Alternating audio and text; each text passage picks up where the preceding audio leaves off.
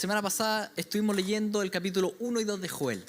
Nos quedó pendiente una colita, ¿ya? Que es lo que vamos a leer hoy día, que es el final del capítulo 2 de Joel.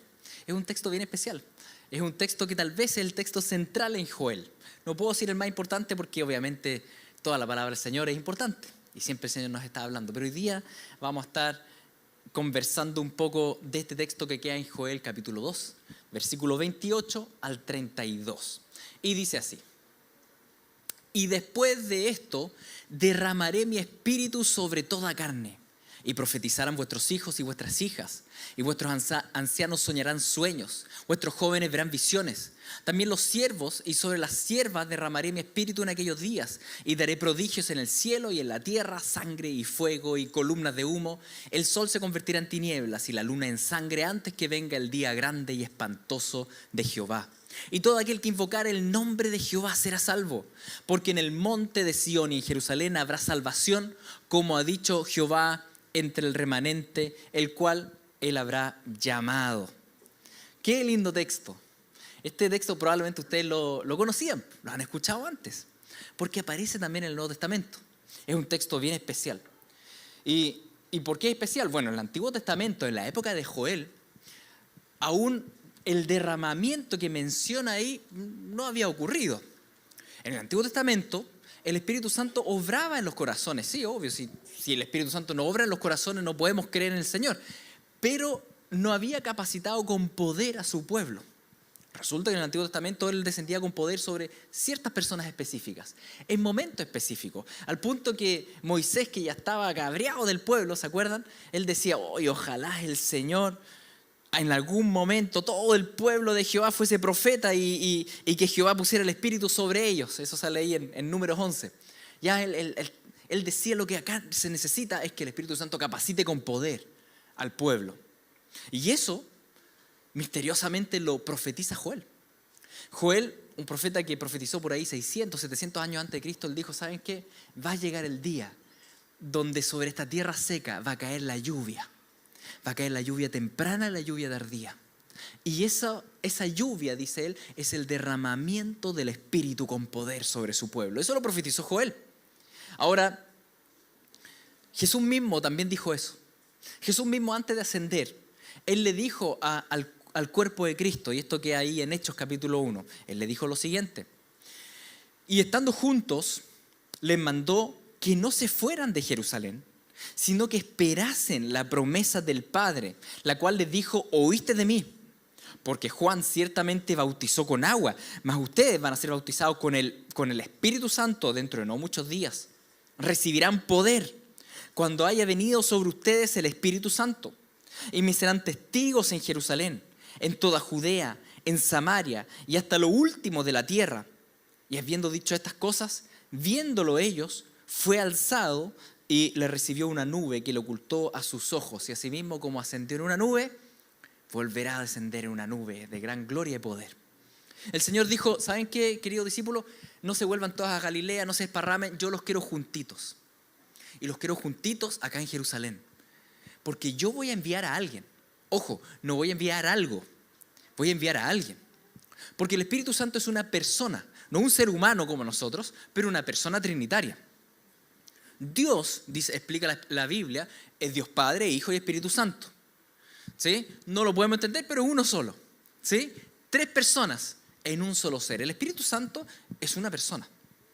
Pero cuando el Espíritu Santo desea manifestarse con poder, la Biblia ocupa una serie de metáforas. Dice que cuando Él se manifiesta con poder y capacita con poder a su pueblo, Joel dice: eso es como cuando cae una lluvia sobre tierra seca. Otros textos dicen: eso es como cuando cae fuego y enciende la llama. Otros textos dicen: eso es como cuando viene un huracán. Pero todo eso explicando lo que hace la persona del Espíritu Santo cuando capacita al pueblo con poder.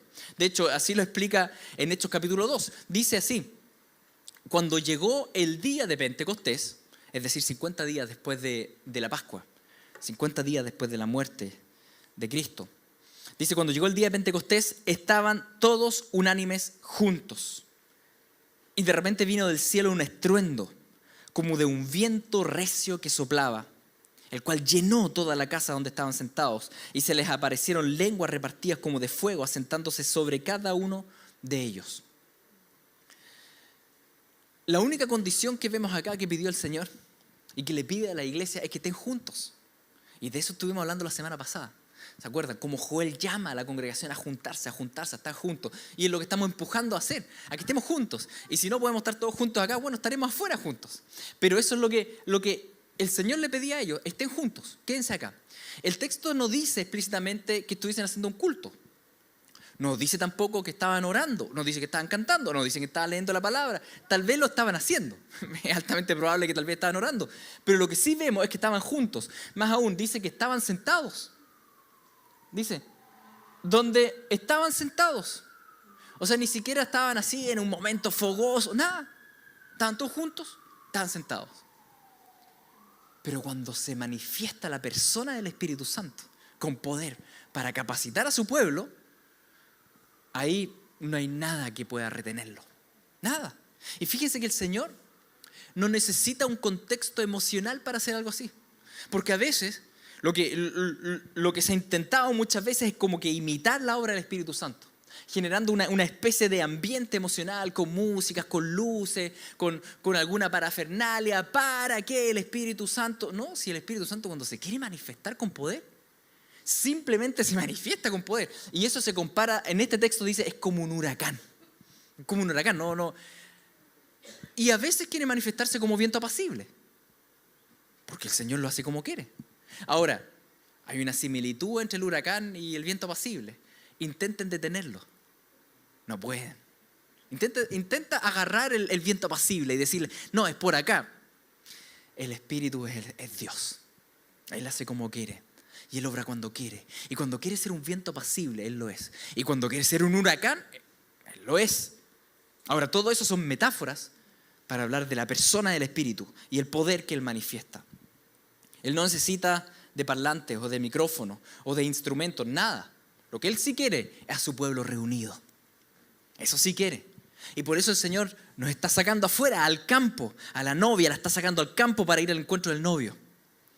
¿No es cierto? Porque aquí, las cuatro paredes ya no nos podemos juntar todos. Bueno, pero no hay problema, si la iglesia no son cuatro paredes.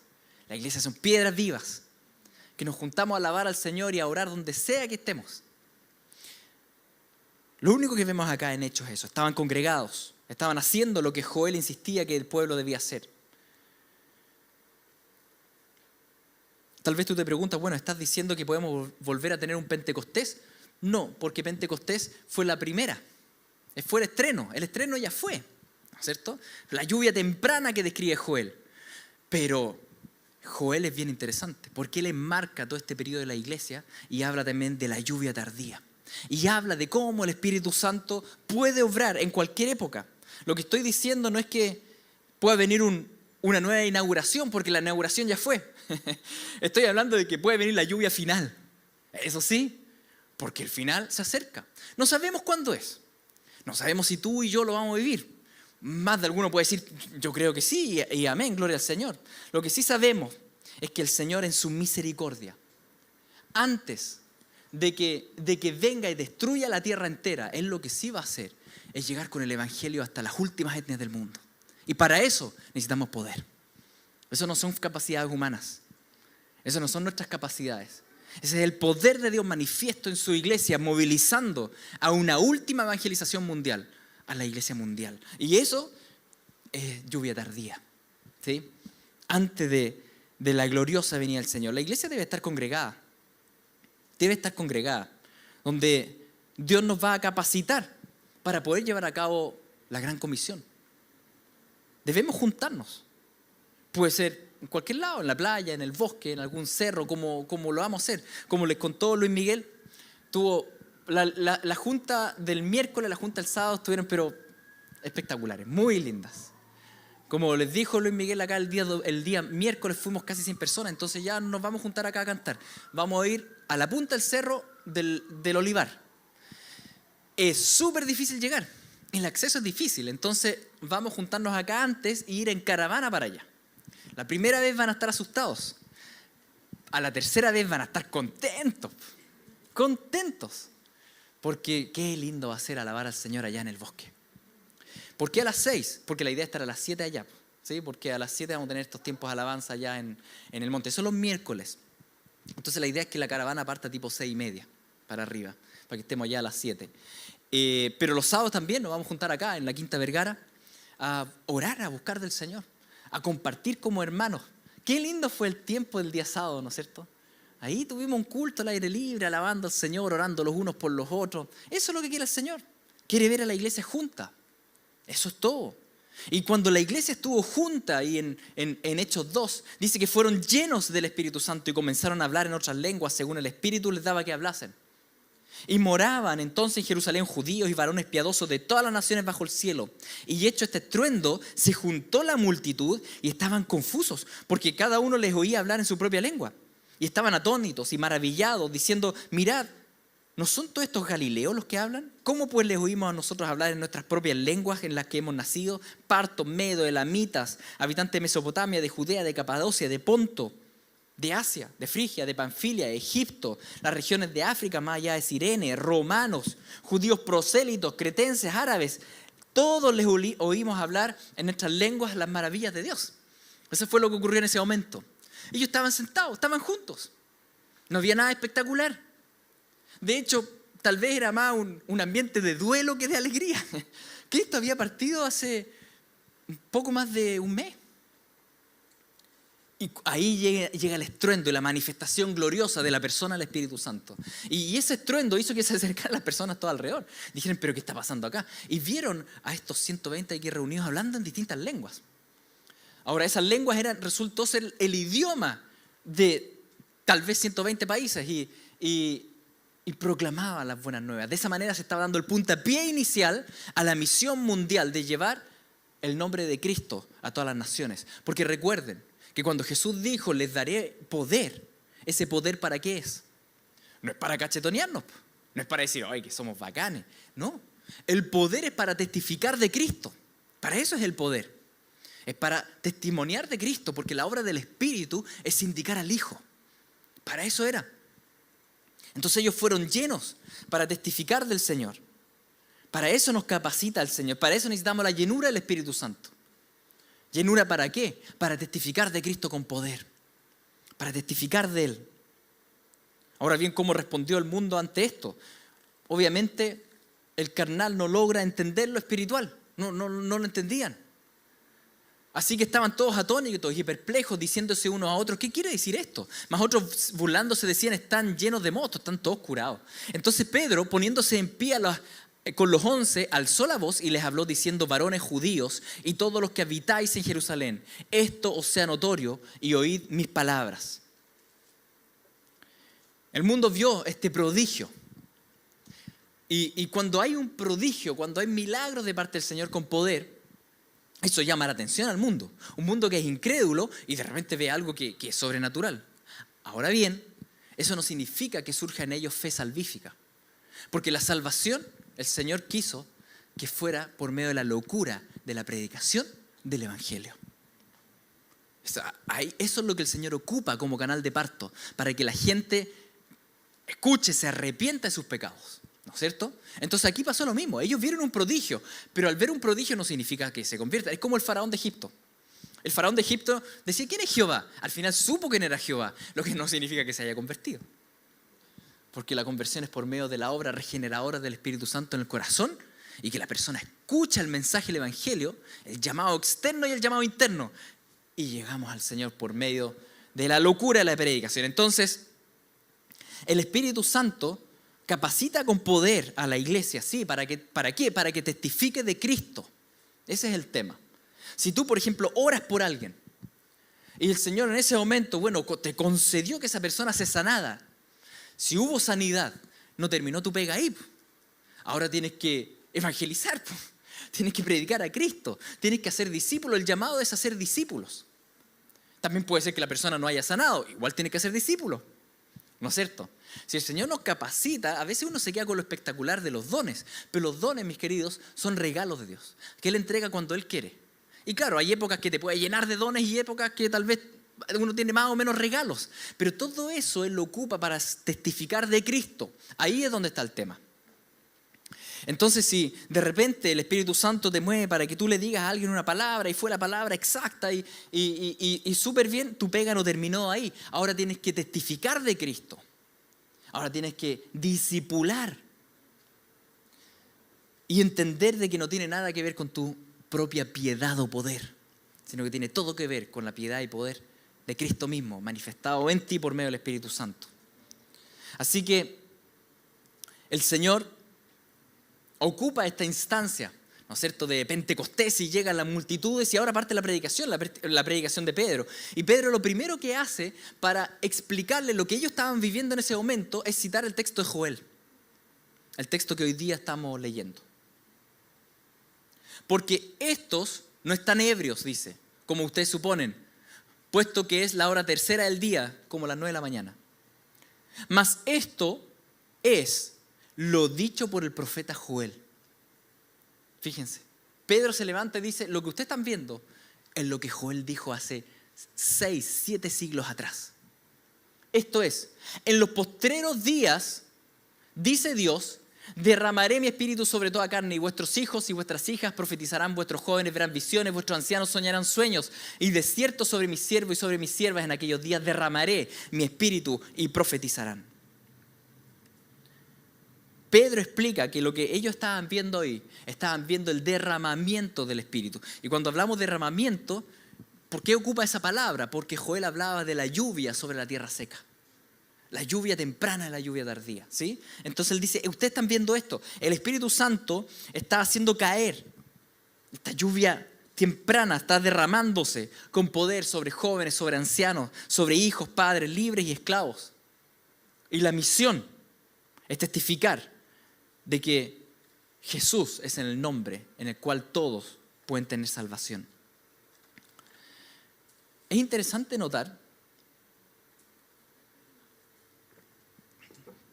que Pedro, cuando parte esta prédica, él cita todo el texto de Joel que les acabo de leer, del versículo 28 hasta el 32.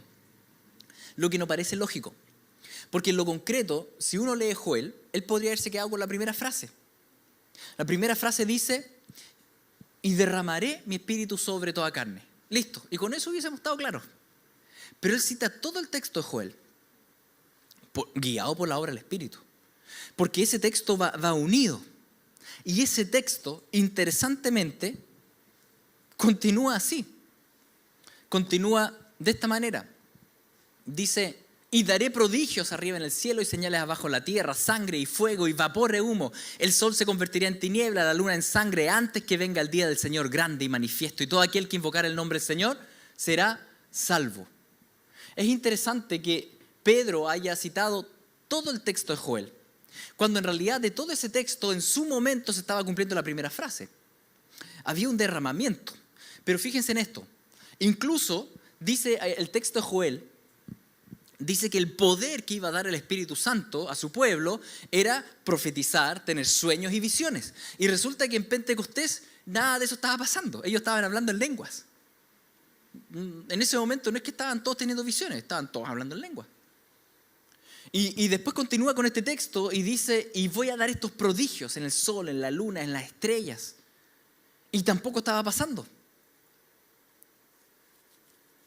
Pero lo interesante de este texto es que el texto de Joel va a enmarcar toda la era de la iglesia. Eso es lo que hace el texto de Joel. El texto de Joel lo que hace es explicarnos toda la era de la iglesia, desde la primera lluvia temprana hasta la última lluvia tardía y el día de la ira del Señor. Entonces el texto de Joel, cuando Pedro lo toma entero y dice, esto se está cumpliendo hoy, significa que se estaba abriendo la era de Joel 2, 28 hasta el 32. Es lo que Jesús dijo cuando le dijo a Pedro, te voy a dar la llave, ¿se acuerdan? Y muchos interpretan de eso de que en realidad a él le dio esa primera predicación. La apertura de esta era de la predicación a todas las etnias del mundo, desde Pentecostés en adelante. Este texto completo enmarca toda la era de la iglesia. Ellos no sabían en ese momento que ese texto de Joel no se iba a cumplir plenamente en su época, porque ellos pensaban realmente que Jesús venía en su época. Ellos pensaban que Jesús, así como subió, ellos mismos lo iban a ver y que probablemente iban a ver todo esto. De esa manera lo entendían al principio, aunque décadas después Pedro le explica a la iglesia y le dice, ¿sabes qué? Yo sé lo que está pasando. Y lo explica en una carta. Dice, en los postreros días vendrán burladores, andando según sus propias concupiscencias y diciendo, ¿dónde está la promesa de su advenimiento? Mas, oh amados, no ignoren esto, que para el Señor un día es como 1000 años y 1000 años como un día. El Señor no retarda su promesa, según algunos tienen por tardanza, sino que es paciente para con nosotros, no queriendo que ninguno perezca, sino que todos procedan al arrepentimiento. Pero el día del Señor vendrá como ladrón en la noche, en el cual los cielos pasarán con gran estruendo, y los elementos ardiendo serán deshechos, y la tierra y las obras que en ellas hay serán quemadas. Pedro le explica a la iglesia, le dice, ¿saben qué? Muchos están diciendo que el Señor parece que no va a venir. Parece que todo esto es un invento. Y esto va a continuar así, dice. Pero no se preocupen, porque el Señor está esperando por misericordia. El Señor podría haber venido el siglo I. Pero lo que pasa es que el Señor ama tanto a la Anita, ama tanto a la Oti, ama tanto a cada uno de ustedes, que en su misericordia esperó a que naciera la Anita, a que naciera la Oti, a poder alcanzarlas. Nos esperó, dice, nos esperó. Paciente para con nosotros, los escogidos, su pueblo, es paciente para que procedamos todo arrepentimiento. Entonces Él está esperando. Esperó 1000 años, un día. Esperó 2000 años, 2 días. Y al amanecer del tercer día, el Hijo del Señor vuelve a buscar a su iglesia. Mis queridos, ¿qué evento va a anticipar esa venida que aquí Pedro explica? Esto va a venir sí o sí, dice Pedro. Esto sí o sí viene. El día del Señor vendrá y va a venir como ladrón en la noche. Y va a venir, dice, y los cielos pasarán con gran estruendo y los elementos ardiendo serán deshechos. La tierra y las obras que en ella hay serán quemadas. Eso viene sí o sí, dice él.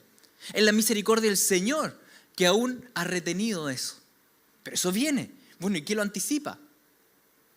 El texto de Joel lo clarifica. Dice que viene antes de eso. Volvamos a Joel.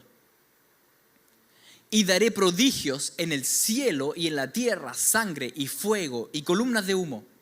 El sol se convertirá en tinieblas, la luna en sangre, antes que venga el día grande y espantoso de Jehová. Antes, fíjense, dice, el texto insiste en decir, van a pasar una serie de cosas que nos parecen el fin, que parecen que ya no hay nada más. Imagínense esto. Pero dice, esto es antes que venga el día del Señor. Y ese sí que es espantoso. Chuta, y uno dice, lo anterior no es espantoso. Lo anterior va a ser la llamada misericordiosa del Señor, la última gran llamada del Señor a las naciones. Miren, muchos interpretan este texto de manera metafórica. Yo en lo personal lo interpreto de manera literal. Y tengo varios motivos para hacerlo. Puedo estar equivocado. Usted tiene que tomar su propia decisión ahí con el Señor, ¿no es cierto? Pero yo creo que esto es literal. Porque lo menciona no solo Joel, lo menciona Isaías 13:10, lo menciona Isaías 34:4, lo menciona Ezequiel 32:7, lo menciona Amós 8:9, lo menciona Apocalipsis 6:12 y lo menciona Cristo en el mensaje de Mateo 24, de Marcos 13 y de Lucas 21. Fíjense todas las veces que la palabra lo menciona. Y lo menciona Cristo diciendo esto. Dice, ¿saben qué? Entonces habrá señales en el sol, en la luna, en las estrellas, en la tierra, angustia de la gente, confundidas a causa del bramido del mar y de las olas. Es decir, sale el mar, queda la escoba, ¿no es cierto? Desfalleciendo los hombres por el temor, la expectación de las cosas que sobrevendrán a la tierra. Va a ser algo, un cataclismo mundial que va a generar, dice, espanto. Porque las potencias de los cielos serán conmovidas. Es algo planetario. Entonces verán al Hijo del Hombre, que vendrá en una nube con poder y gran gloria. Cuando estas cosas comiencen a suceder, erguíos y levantad vuestra cabeza, porque vuestra redención está cerca. Como les decía, puedo estar equivocado. Para mí esto es literal. Cuando ustedes vean el sol oscurecidos, la luna en sangre, la estrella en brillo, el mar sin brillo, el mar saliendo de su lecho, los planetas removidos en el cielo y como decía Joel, y columnas de fuego y humo. ese va a ser el último gran llamado de salvación del Señor. Porque yo creo que mi Padre Celestial es muy amoroso. Es muy amoroso. Y Él podría quemar el mundo así hoy día, sin advertencia, sin que nadie sepa. Y pum, y listo, y se acabó. Tiene todo el derecho a hacerlo. No tendría por qué pegar un último trompetazo. Pero Él lo va a hacer. Yo creo que lo va a hacer. ¿Podemos ser nosotros en nuestra generación? Sí. Como también podemos no serlo. Aunque a mí me tinca que sí, pero también le tincó así la primera generación. Siempre tenemos que pensar qué pasa en nuestra época, ¿no es cierto? Así tiene que ser. Tenemos que estar preparados para algo así. Porque si llega a pasar esto, el mundo va a estar espantado. El mundo no va a entender nada. El mundo no va a entender nada. Que el sol oscurecido, que la luna roja, que las estrellas, que los planetas, que hecatombe mundial. Pero si nos pasa a nosotros en nuestra generación, tú y yo vamos a ver. Sabemos perfectamente lo que está pasando. Es el llamado final de salvación a la humanidad. Es el llamado final. El último gran mover. En el último gran llamado de salvación. Joel menciona este evento 3 veces en una pequeña carta. 3 veces lo menciona. Y dice así: delante de él temblará la tierra, se estremecerán los cielos, el sol y la luna se oscurecerán, las estrellas retraerán su resplandor y daré prodigios en el cielo y en la tierra, sangre, fuego, columnas de humo. Es como volcanes explotando, ¿no es cierto? El sol se convertirá en tinieblas, la luna en sangre, antes que venga el día grande y espantoso de Jehová. Y el sol y la luna se oscurecerán, las estrellas retraerán su resplandor, y Jehová rugirá desde Sión, y dará su voz desde Jerusalén, y temblarán los cielos y la tierra. Pero, y este pero es para ti, este pero es para nosotros, pero Jehová será la esperanza de su pueblo y la fortaleza de los hijos de Israel. Todo el mundo va a estar espantado y asustado si nos llega a tocar a nosotros, pero tú y yo, firme, con esperanza, sin temor, llenos de fe, porque vamos a ver perfectamente lo que está pasando. No, nosotros vamos a estar pero fortalecidos en el Señor, porque aparte que vamos a estar juntitos buscando al Señor, no vamos a estar todos separados, juntitos como debe ser, alabando al Señor y predicando el Evangelio. Tú tienes una esperanza eterna e inamovible. Y esa esperanza no está en la tierra, está en el cielo.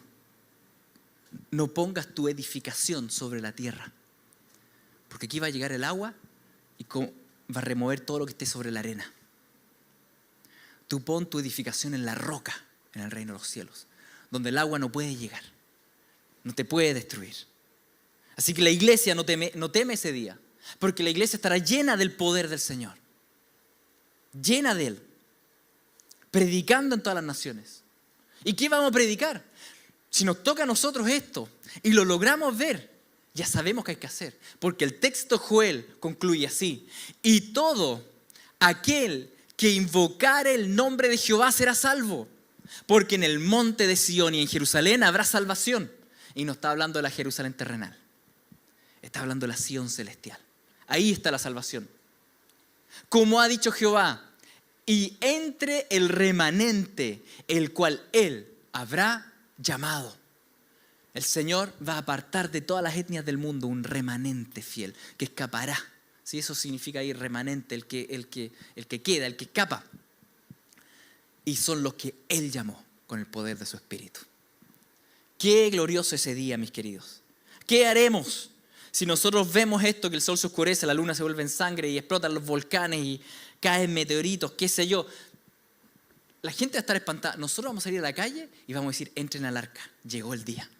Llegó el día, entren al arca, Cristo es el arca de salvación. Lleguen, porque todo aquel que invoque el nombre del Señor será salvo. ¿Y cuál es el nombre del Señor? Cristo. Porque en ningún otro hay salvación, porque no hay otro nombre bajo el cielo dado a los hombres en el cual podamos ser salvos más que Jesucristo de Nazaret. Las naciones estarán espantadas, tú no. Tú vas a estar como hormiguita predicando el Evangelio, pum, pum, pum, pum. Y todo aquel que invoque el nombre del Señor entra al arca y se salva. Qué grande es la misericordia del Señor. qué grande. Él podría destruir las naciones en un segundo. No tendría por qué dar advertencia. No tendría por qué llevar nuevamente a un derramamiento de salvación. No tendría por qué hacer nada de eso. Pero la misericordia de Él lo impulsa continuamente a salvar y a conceder arrepentimiento. Miren, hoy en día,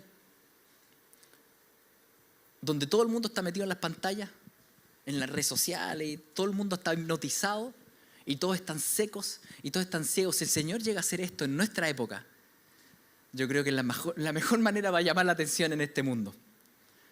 Imagínense, o sea, si la persona que no despertó cuando pasa esto es porque ya lo despertó.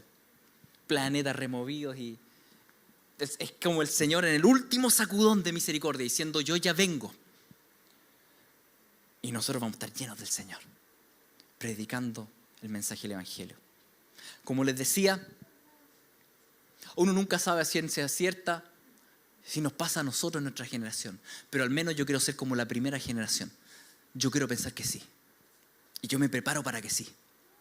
Así como lo hicieron los primeros apóstoles y la primera iglesia. Y si llega a pasar, no voy a estar solito por ahí. Yo voy a estar cantando con ustedes. Y vamos a estar juntos orando. Y juntos evangelizando. Como debe ser. Así como Cristo dejó la iglesia. Juntos. Así mismo. Cuando el Señor venga a buscar a su novia, la novia estará esperándolo ahí en el campo. Padre Santo, tú eres bueno.